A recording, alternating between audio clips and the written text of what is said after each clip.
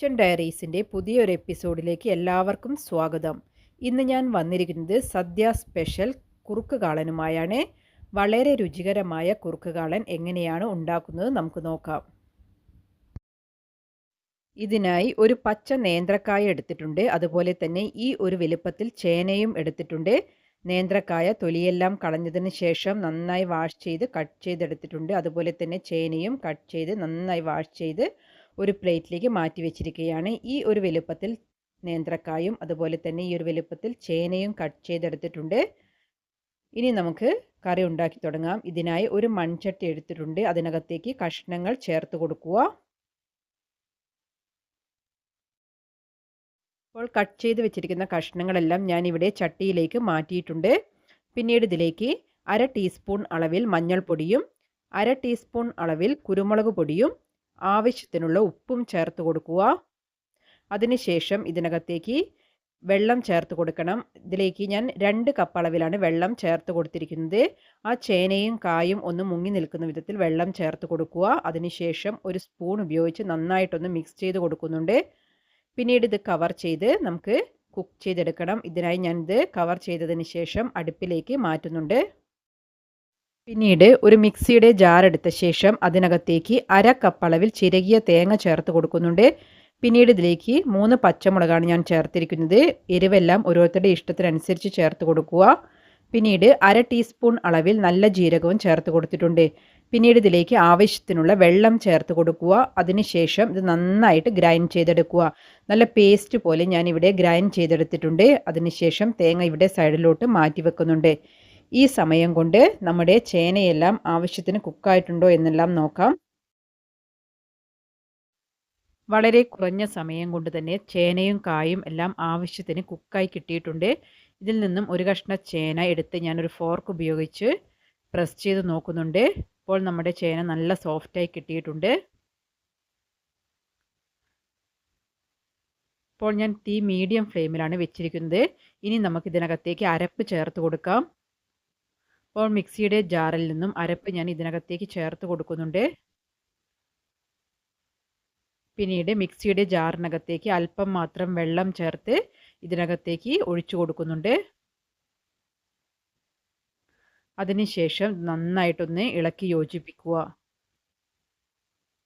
ആ തേങ്ങയുടെ പച്ചമണമെല്ലാം മാറുന്ന സമയം വരെ ഇത് നന്നായിട്ടൊന്ന് ചൂടാക്കി എടുക്കണം.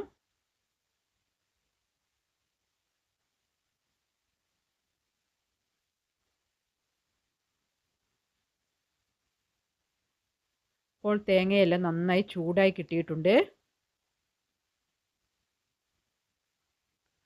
ഇനി നമുക്ക് ഇതിനകത്തേക്ക് തൈര് ചേർത്ത് കൊടുക്കാം.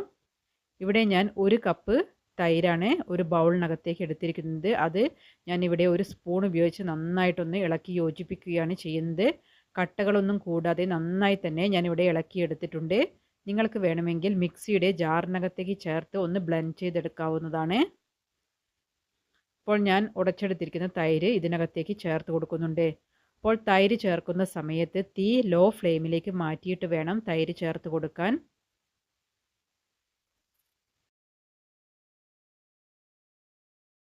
അപ്പോൾ തൈര് ചേർത്തതിന് ശേഷം തിളപ്പിക്കേണ്ട ആവശ്യമൊന്നുമില്ല. തൈര് നന്നായിട്ടൊന്ന് ചൂടാവുന്ന സമയത്ത് നമുക്ക് ഫ്ലെയിം ഓഫ് ചെയ്യാം. അതിന് മുൻപായി ഇതിലേക്ക് ആവശ്യത്തിന് ഉപ്പുണ്ടോ എന്നെല്ലാം ചെക്ക് ചെയ്തതിന് ശേഷം വേണമെങ്കിൽ ചേർത്ത് കൊടുക്കുക. ഇതിലേക്ക് ഞാൻ അല്പം ഉപ്പ് കൂടെ ചേർത്ത് കൊടുത്തിട്ടുണ്ട്. അതിനുശേഷം ഞാനിവിടെ ഫ്ലെയിം ഓഫ് ചെയ്ത് വെക്കുന്നുണ്ട്. ഇനി നമുക്ക് ഇതിലേക്ക് താളിച്ച് ചേർക്കണം. നമുക്കിതിലേക്ക് താളിച്ച് ചേർക്കാം. ഇതിനായി ഒരു പാൻ അടുപ്പിൽ വെച്ച് ചൂടായതിന് ശേഷം അതിലേക്ക് 1.5 ടേബിൾ സ്പൂൺ അളവിൽ വെളിച്ചെണ്ണ ചേർത്തിട്ടുണ്ട്. പിന്നീട് ഇതിലേക്ക് 1/2 ടീസ്പൂൺ അളവിൽ നെയ്യാണ് ചേർത്ത് കൊടുത്തിരിക്കുന്നത്. പിന്നീട് 1/2 ടീസ്പൂൺ അളവിൽ കടുക് ചേർത്ത് കൊടുക്കുന്നുണ്ട്. കടുക് നന്നായി പൊട്ടിയതിന് ശേഷം പിന്നീട് ഇതിനകത്തേക്ക് ഉലുവയാണ് ചേർത്ത് കൊടുക്കുന്നത്. ഇവിടെ ഞാൻ 1/4 ടീസ്പൂൺ അളവിലാണ് ഉലുവ ചേർത്ത് കൊടുത്തിരിക്കുന്നത്.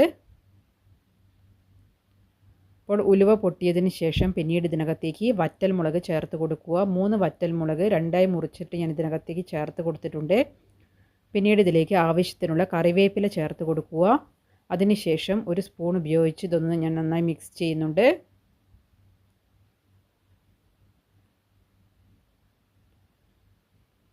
ഇനി നമുക്കിത് കാളനിലേക്ക് താളിച്ച് ചേർക്കാവുന്നതാണ്.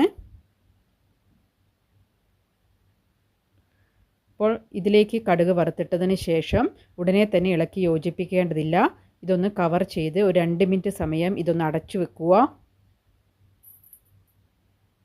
അപ്പോൾ 2 മിനിറ്റിന് ശേഷം ഞാനിവിടെ ലിഡ് ഓപ്പൺ ചെയ്തിട്ട് ഇത് ഒരു സ്പൂൺ ഉപയോഗിച്ച് നന്നായിട്ട് മിക്സ് ചെയ്തെടുക്കുന്നുണ്ട്. അപ്പോൾ നമ്മുടെ വളരെ ടേസ്റ്റി ആയിട്ടുള്ള കുറുക്ക് കാളൻ ഇവിടെ തയ്യാറായിട്ടുണ്ട്. അപ്പോൾ ഞാനിവിടെ എൻ്റെ ചാനലിൽ കുറച്ച് ലൂസായിട്ടുള്ള കൺസിസ്റ്റൻസിയിലുള്ള കാളനും അപ്ലോഡ് ചെയ്തിട്ടുണ്ട്. നിങ്ങൾ കാണാത്തവരാണെങ്കിൽ അതൊന്ന് കണ്ടു നോക്കുക. ഇവിടെ ഞാൻ ഇന്ന് കുറുക്ക് കാളനാണ് ഉണ്ടാക്കിയിരിക്കുന്നത്.